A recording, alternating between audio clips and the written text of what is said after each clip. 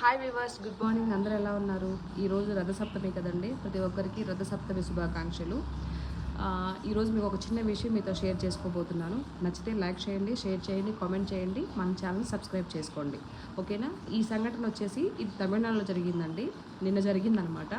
ఒక ఇంట్లో ఒక పాప, బాబు, అమ్మ, నాన్న వాళ్ళు చికెన్ కర్రీ తీసుకొని వచ్చి వండారంట. ఆ రోజు మధ్యాహ్నం బాగా చేసుకొని కర్రీ తిన్నారు.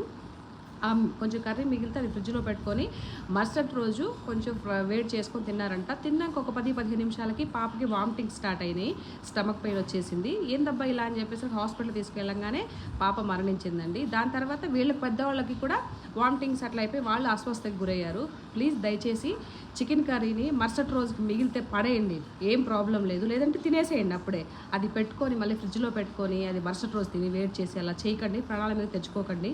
ఇది ఈ రోజు నుంచి నేను పాటిస్తున్నాను. నాకు ఈ విషయం తెలీదు. మీరందరూ కూడా పాటించాలని మనస్ఫూర్తి